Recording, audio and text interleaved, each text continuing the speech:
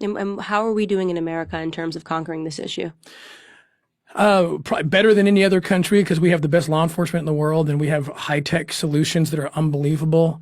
The Homeland Security investigations where I came out of, leading the way, just so impressed. They're our best partners.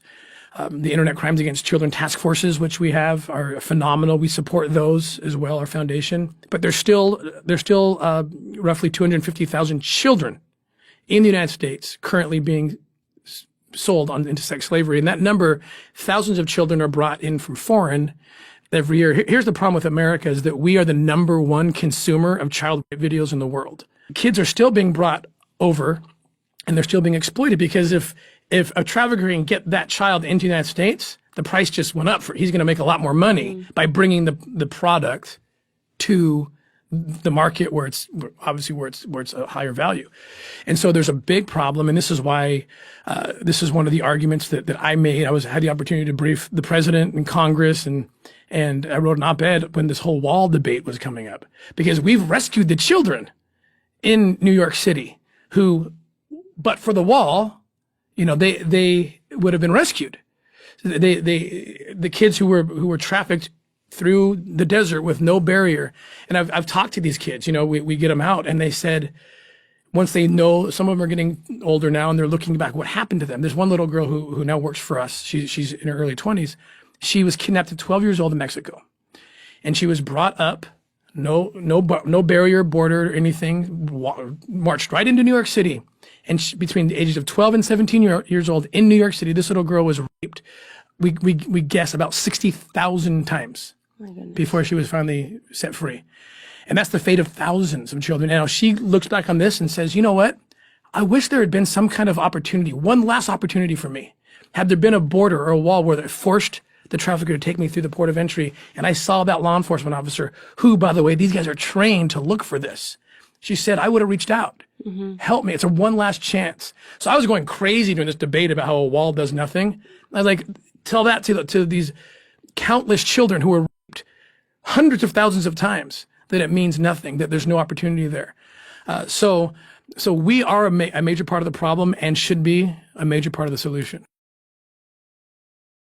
So I started this episode with speaking about prostitution, and I want to pivot there. Yeah. I was on a college campus, and some kids asked us, what is your opinion on prostitution?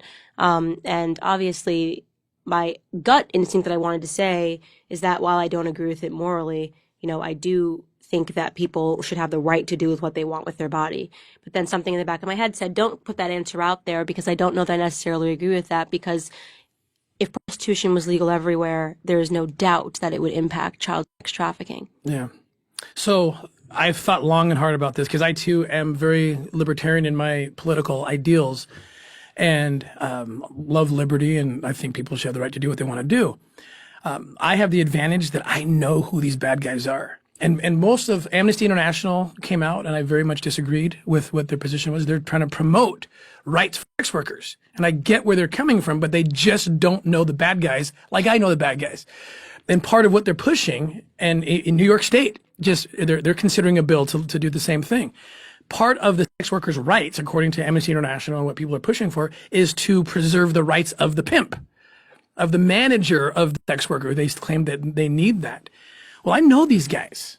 Okay, I've been undercover in dozens of countries, dozens of cases. These guys they're wicked and they're evil and they're businessmen. And you can sell a child for double or triple what you can sell an adult for in the sex market. And so these guys would love to have their business legitimized. And now they're being regulated and they're shaking hands with government officials and everything's good. Of course, I'll never show you the 12 little children who are under 10 years old that I have in the basement, but they're for sale too. And they're going to use this new market that the laws have created for them and legitimized for them. And those kids will be hurt. I'm certain of it. I know these guys because I meet with them, and all the guys selling kids also have the adults for sale as well. And they're always trying to upsell you, like, but you can get a 12-year-old for just add on $500 more and I'll give you the 12-year-old. I got a couple of virgins too. That's $1,000. Wow. This is their business. And plus, when you go into these countries that have limited resources, they don't have enough, like I said earlier, to do these kind of proactive investigations already. Now you're going to utilize government time, right, that they don't have and resources to regulate this new market, leaving even less time for them to do what they weren't doing before, which is investigating the cases. So you've legitimized this thing. You've created a sex market. And so the question is this: what's more important? Preserving the rights of children from not being raped, or preserving the rights of an adult from being a sex worker? I'm going to choose the children. Right, every single time. Every time. And that's why I've come down strong on the position of no, do not legalize prostitution. Now, do not criminalize prostitutes either. I'm very much against any prostitute being prosecuted. Mm-hmm. I've seen too many prostitutes who, once they've come out and told their story, they were that 10-year-old. They were that 11-year-old. And so I would never, ever prosecute prostitutes.